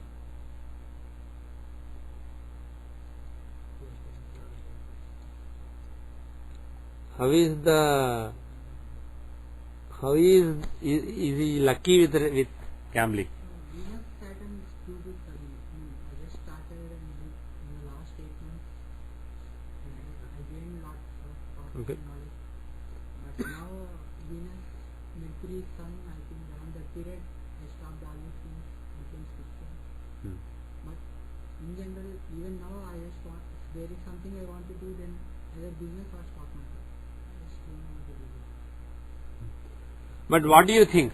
Is he, his father we said don't even try stocks, you are very unlucky. Here, is there a potential of making sudden gains, sudden unexpected gains financially? also 8 in 10th house. 10th house. Yeah. Ninth lord is an A8. A8 in Hora chart, which shows sudden ups and downs in the finances, contains Sun, the ninth lord of fortune. That is positive. So far, one positive factor. And ninth house of fortune has 3 planets. And those planets are, even though Venus is also the 6th lord, he is also 11th lord. And 11th is very strong here. Take your loss. Yeah. But he is also 11th lord. So 11th lord Venus is in the 9th house. And Mars is the 5th lord of Purva. He is in the 9th house. Only spoiler there is Moon. The 8th lord Moon is spoiling the 9th house. Do you also take Mars as a 12th house agenda? Yeah, he has 12th house agenda also. But he is also the 5th lord. So had Moon not there, not been there, 5th and 11th lords being together in the 9th house would have been good. Even if it is 5th and 6th lord, 5th and 6th lord being together is Dhimanta Yoga. So that shows basically using the intelligence in financial matters to overcome the obstacles and doing well financially and being blessed because of it. 9th house. It would have been good. Moon is the problem. We have to do something about Moon. And Mercury. He is 7th lord in 8th. Is he good? He is actually a killer. He can actually ruin the finances of the person. Mercury, when his periods come, even though he is also the 10th lord, when his dasha comes, Antardasha comes, he can ruin the financial life of this person. So in Mercury Antardasha, he did a good thing by stopping. Otherwise, he could have actually made you lose whatever you earned also. Saturn, he is 3rd lord. And he is the 2nd lord of wealth also. And he is the Karyecha. He is the 2nd lord in the natal Rashi chart. And he is exalted in the 11th house. And he is in Bhagyapada. When Bhagyapada is in 11th house of gains, it is very auspicious. Right? So Saturn is excellent. So Saturn is a very good planet. Rahu is also a quite good planet. But Mercury, probably not. I am a little hesitant about Mercury. But another factor I am hesitant about is stock market is in general shown by Mercury. Mercury is the main planet for stock market. He is the planet of business. He is also the planet of emotions, planet of intuition, etc. So Mercury is very important for stock market. And Ketu also for intuition? maybe not for stock market. So Mercury being such a bad planet in this Hora chart, based on that kind of intuitive judgments, it is unlikely that you will gain. Who will actually make you gain? Who is actually quite well placed here? Saturn. In this chart, Mars is also quite good. Moon, by the way, Moon is again the planet of mind. Again, he is not well placed. So, intuition, quick mental decisions, those are not really for you. On the other hand, Saturn, he is a really good planet in this chart. Apart from being Karya, he is in Bhagyapada, he is exalted. And he is in third from Arul Lagna. He is a malefic exalted in the third from Arul Lagna. He gives terrific financial success. So, Saturnine things are good, like world stocks, oil, etc. For example, if you invest in oil digging, it is almost guaranteed to give you a lot of returns. So, you can invest in oil, you can invest in steel, you can invest in iron, you can invest in all Saturnine fields. But stock market, I am not sure. Stock market is actually, Saturn is the opposite of stock market. Also, pharma line that is thinking is not the right thing for gains. Okay, pharma, let us come to that. Now, can he gain through business? Seventh Lord, do we take the same seventh Lord here for that purpose? Yeah, you can take the seventh lord, and also because we are, pardon me? Take the seventh house as a reference to see how it is. Right.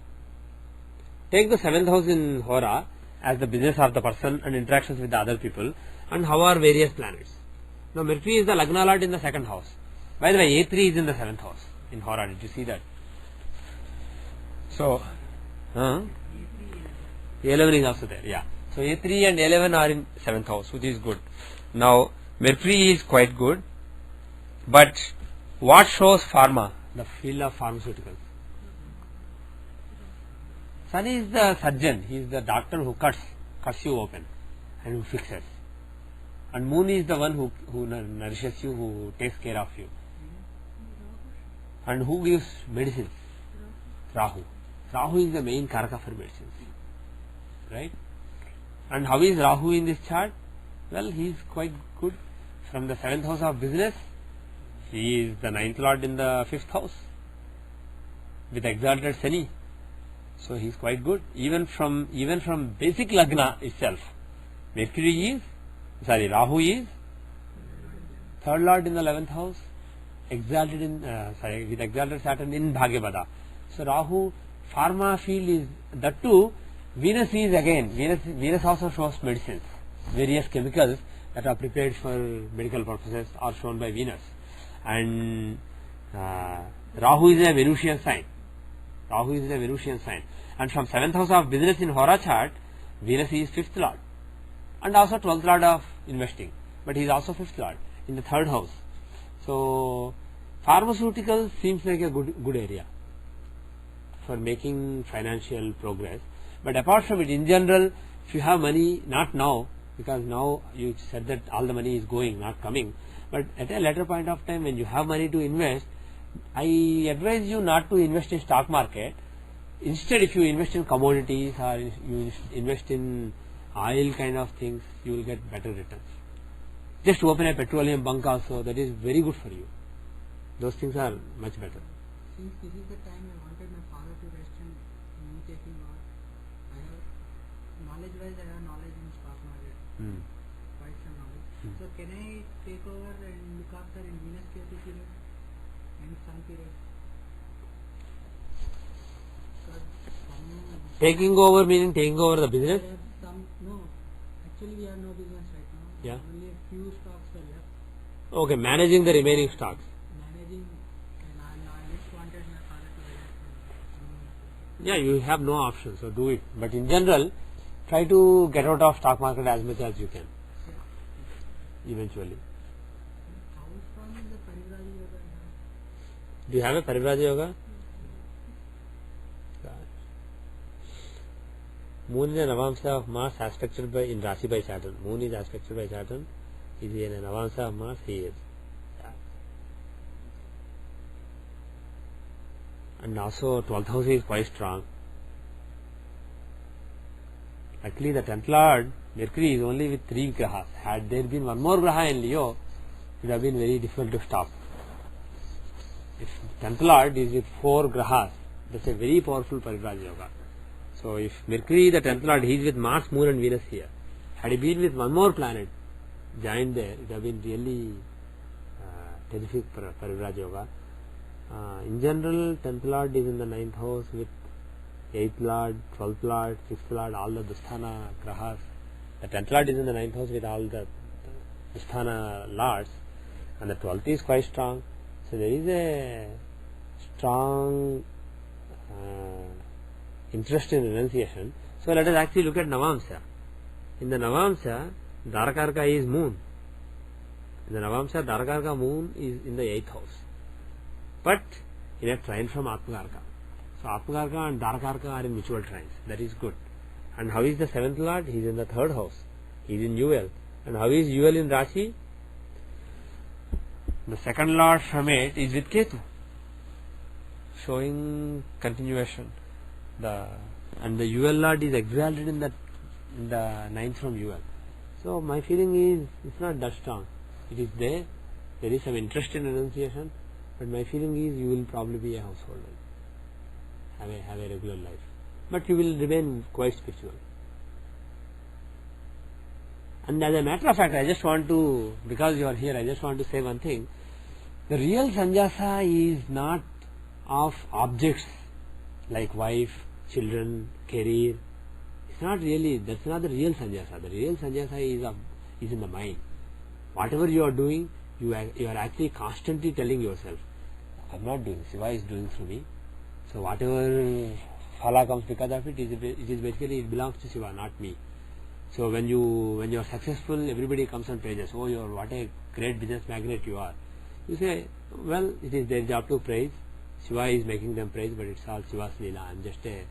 I'm just a pawn in chess. So if you are thinking like that all the time, then whether you are doing a ritual of God, or whether you are sitting on the toilet bowl and whether you are urinating, or whether you are doing abhishekam to Shivalinga, or whether you are giving a discourse on astrology, or whether you are having sex with a person, whatever you are doing, in any activity, if you think this is a good activity, this is a bad activity, this is pure, this is impure, that is one way. But if you stop thinking like that and you do whatever Prakriti has kept you in a position to do at that particular point of time, you do whatever you are in a position to do, but think this is Shiva, this is Shiva, this is Shiva, this is Shiva every time, then that is the real sannyasa of the mind. Then you are like the drop of like Vivekananda says, the drop of water on the lotus leaf. That is the real sannyasa. The other kind of sannyasa is just a practice so that you give up one thing and you get used to it.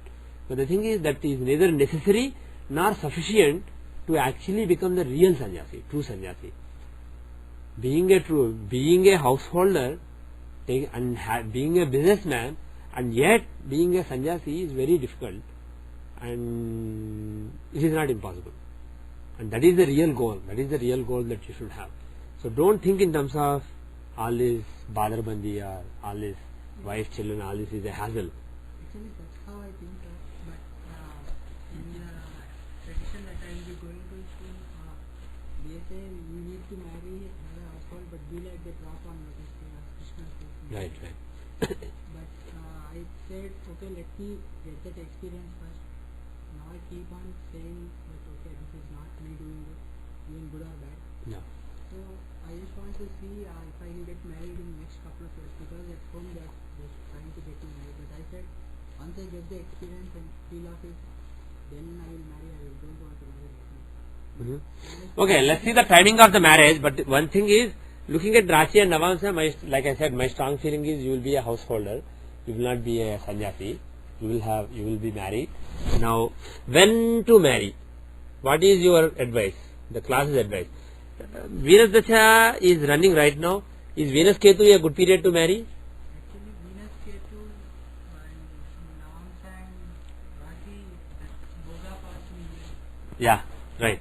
In the 3rd house with the 7th lord. With the 7th lord. Okay, we'll come to that of the current year. Right. See, the thing is, Venus and Ketu both are Karakas. Venus is the ninth lord in ninth house in Navamsa, and from the UL, he is basically a Yokarka. He is the dispositor of the UL lord, and he is in the seventh from UL. He is aspecting the UL, and he is of course Karaka of marriage. He is with Mercury, seventh lord, and Ketu. If you look at Ketu, he is in the 12th house in Rasi, and Ketu is the UL lord in the Navamsa. And like he said, the Bhoga from Venus to Ketu falls in Scorpio, which contains 7th lord and UL. So there is a good chance. But suppose he leaves this window, Venus Ketu passes, Sun comes. Is Sun Dasaya a good Dasaya to marry?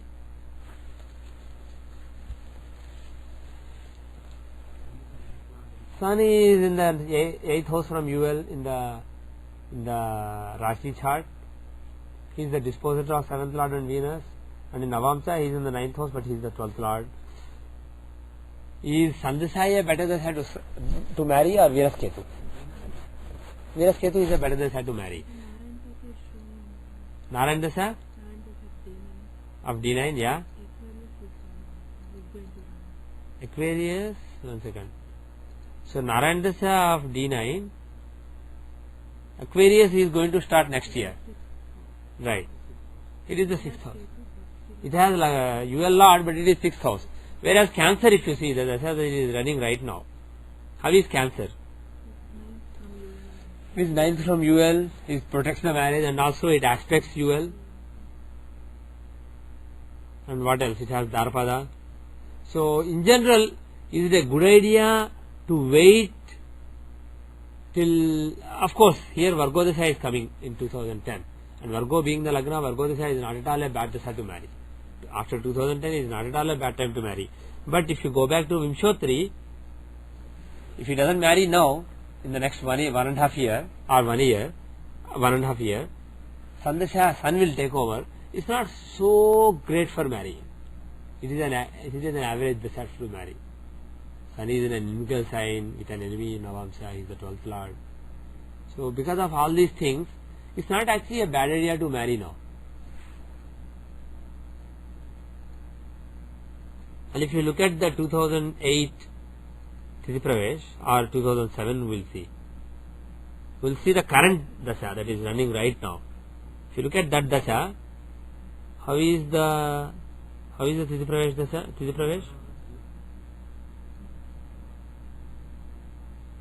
The horror. Change it from the version I had. In that, Yeah. I think Cancer itself. I see. Right. Because of the ion's change, it will be different. How is this? Is there a chance of marriage? How is this Tithi Pravesh chart? Who is the Hora Lord? Mars. Mars is the Hora Lord. He is in 7th house in Rasi chart. Okay. What else? He is 9th Lord in the Navamsa, right? He is the 9th Lord of Dharma in the Navamsa. Where is Vivasahamam? 10 degrees Sagittarius. Vivasahamam is at 10 degrees Sagittarius. So, Mars is closely aspecting. Vivasahamam is at 10 degrees. Mars is in the 10th degree of Gemini. So, Mars happens to be in the 7th house and aspecting Vivasahamam very closely. And what else? He is what? In Navamsa, Mars is Yokarka. He is in the 5th house. He is having a yoga with Lagna Lord. Lagna Lord Sun and 9th Lord Mars are having a Samsaptaka. He is aspecting UL. Pardon me? He is also Yokarka. Right. So there is a chance, because of the strength of Mars, there is a chance of marriage this year. And it's not really a bad idea, especially Mars Dasha. Not a bad idea.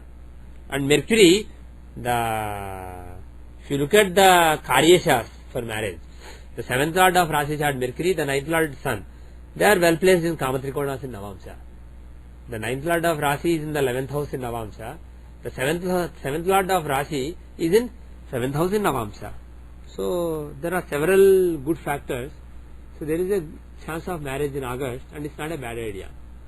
It may be better than to wait. But it's your choice. Let's see the 2008 chart.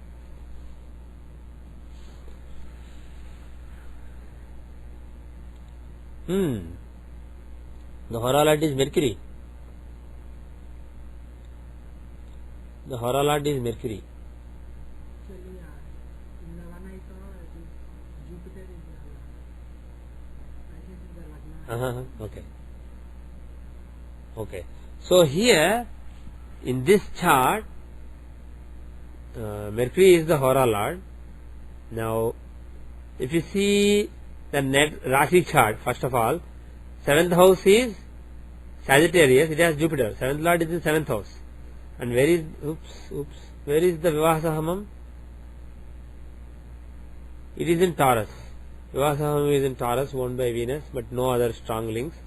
Now Venus is strong, and 7th house is particularly strong. And UL again, Jupiter owns UL. So UL is owned and aspected by the 7th lord. So there is a link between UL and 7th house. And if you look at the Navamsa, the 9th lord of Rashi chart, the Karyasha for Navamsa, Saturn, he is exalted in the 7th house in Navamsa with Lagna lord. And Lagna lord is in the 7th house. And 7th lord Venus, he is in UL in the 9th house. If you ask me quite honestly, this seems like a better year. This seems like a better chance than the last chart that we saw. This seems like a better. So between 2008 September and one more year. Before basically Sun Vimshottari Dasha comes, and towards the end of Venus Dasha, that seems like a better time. Probably it may happen this year. That is my feeling.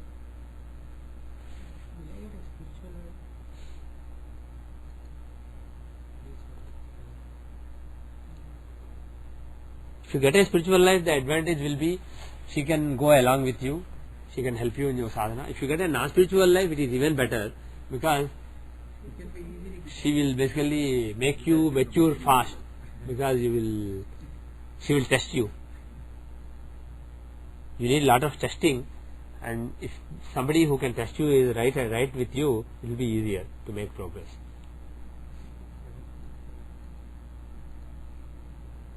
Okay. How do you say things about wife? Shall we go to Navamsa and look at L7? L7 is in Cancer, right? Is it? Let's open the chart. L7 is in Cancer. Jupiter is in Scorpio.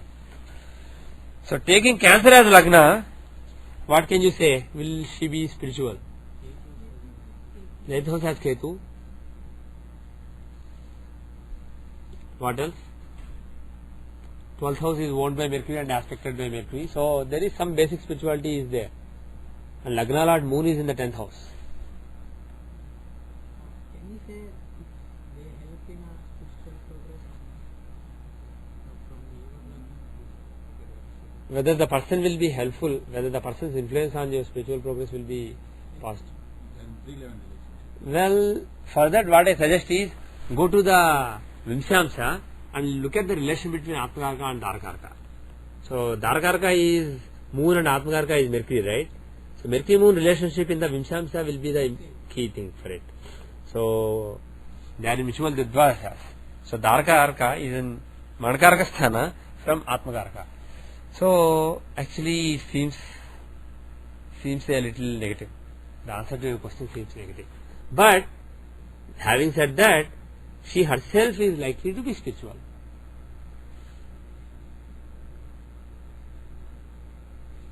Can we see problem with the father and a person may be the one who will be doing the sacrifice?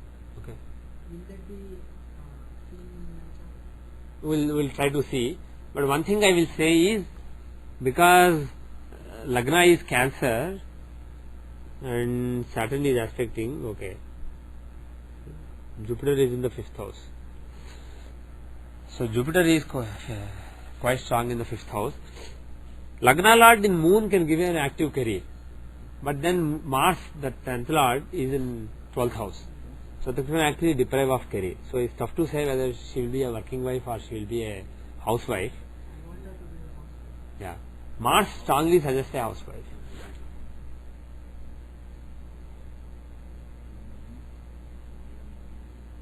Good.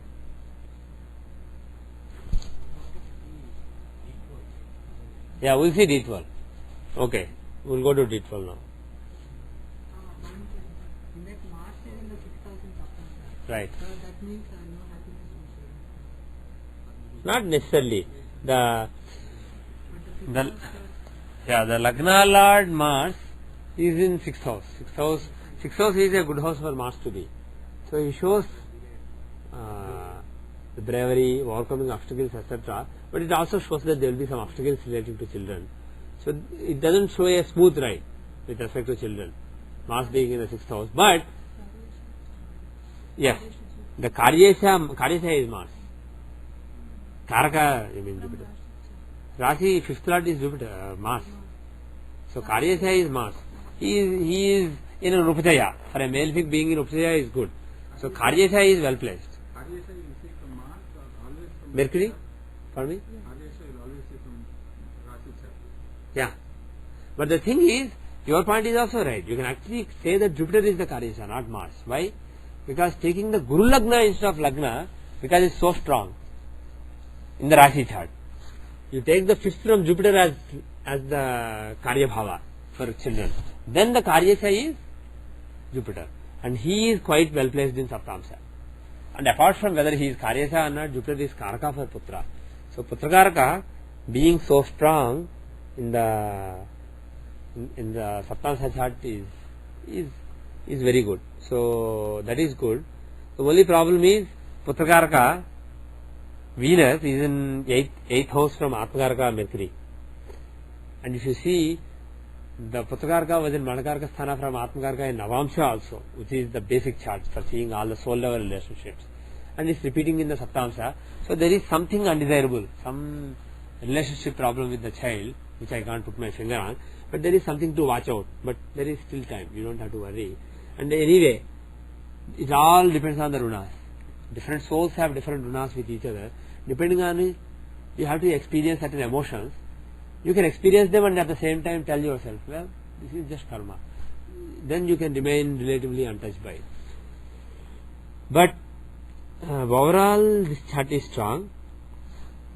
The 5th house has a Gajakesari Yoga. So Saptamsa, a Gajakesari Yoga in the 5th house is very auspicious. And if you take the first child, Sun will be the Lagna for first child. Oh, there is Rahu. So we will actually be counting from here. So the first child will actually be given by Jupiter and Moon in Lagna. So it will be somebody famous, somebody of probably a hearty temperament because it is Leo, somebody very royal kind of person, very regal. Actually, I thought maybe because they want to be more materialistic, right? And spiritual. We'll see. There's still some time. You can't really put your finger on it yet. It's very difficult to say. But one thing is, things look fine. That's all I wanted to see. With respect to Saptamsa, things look fine. There is he is blessed with respect to child. There is at least one child and very good child, probably a boy, because it's Jupiter even though it's with Moon, he is in Leo. So probably it's a boy. And there is some fame for the child. How is the Dvadashamsa and how is the period right now? He wants to see the possibility of doing father's last rites in the next few dashas. Just briefly about Pardon me? and briefly about Okay, and then we'll end. We are 9 o'clock. So right now the dasha running is Venus. But the dasha that is going to start next is Sun dasha. And Sun, he is in the 9th house with Rahu, with the 8th lord. Sun is the Pitrakaraka. He is in the 9th house of father, but he is eclipsed by Rahu. That too 8th lord. 8th lord in Dvadashamsa is some unexpected thing or some tension, anxiety, some worry relating to maternal matters, parental matters. So that Rahu eclipsing Sun in the 9th house suggests the possibility that within Sandasha there will be some bad news relating to father, right?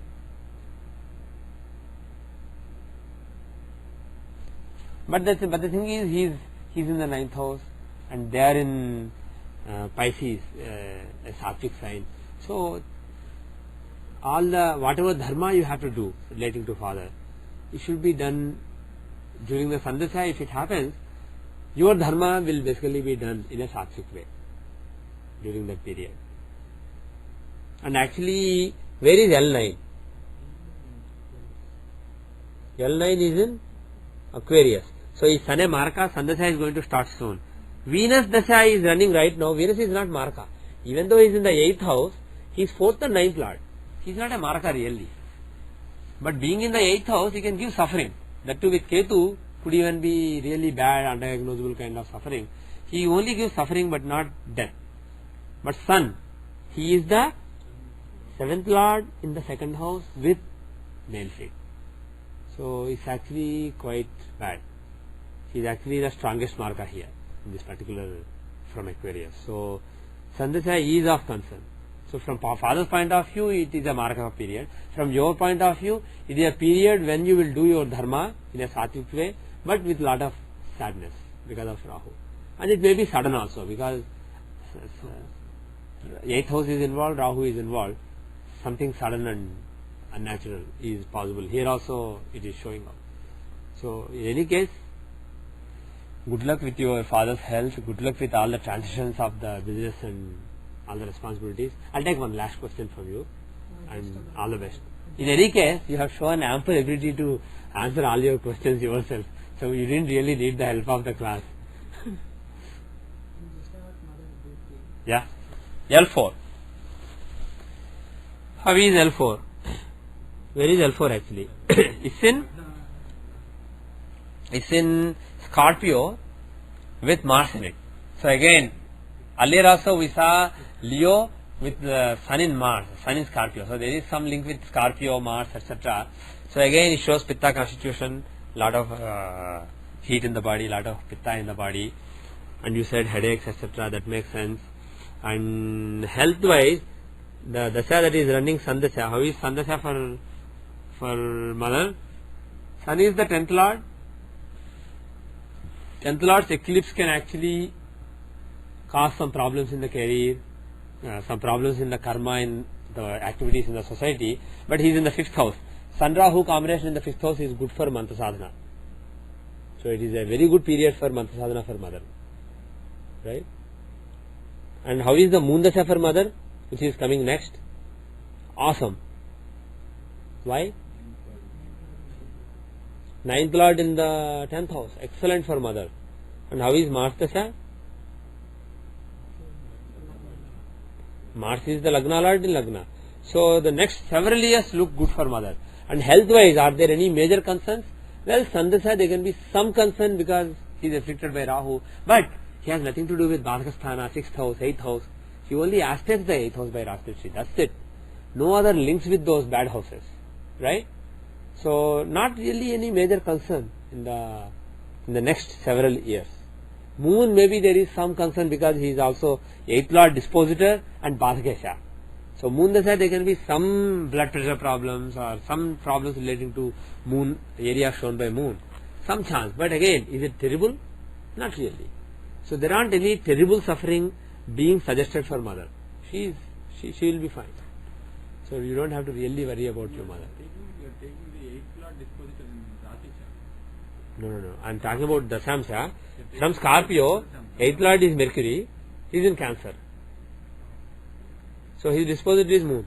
So being the 8th lord dispositor and being the Bhadakesha, actually for mother, Mercury is quite bad. Bhadakasthana he is there in. And he is the 8th lord. 8th lord in Bhadakasthana is quite bad. So whenever Mercury sub-periods come, like Venus Mercury which was over, or Sun Mercury which will come in 2013-14, she has to be a little careful.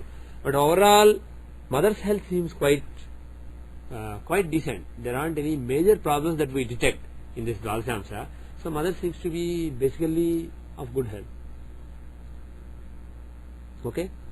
So all the best to you, your parents, and all your astrological activities as well as spiritual sadhana. Actually, even though he didn't ask, does he have Lagna Lord in 2nd house, Jupiter in the 8th house, Jupiter aspect in 2nd house. So he can be a good astrologer. So good luck. Good luck. You have, with the little bit of interaction in the class, you have actually shown that you have understood the subject well, and you are familiar with all the basic parameters, and you are thinking well. So you are bound to, if you focus on astrology, you are bound to become good in astrology, and also you have a powerful T20. So focus on your spiritual life also, but try to balance the spiritual life and the material, the so-called practical material life. So all the best to you, Rajesh.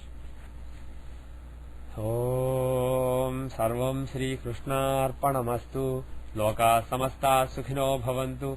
Sarve jana sukhino bhavantu. Om Shanti Shanti Shanti.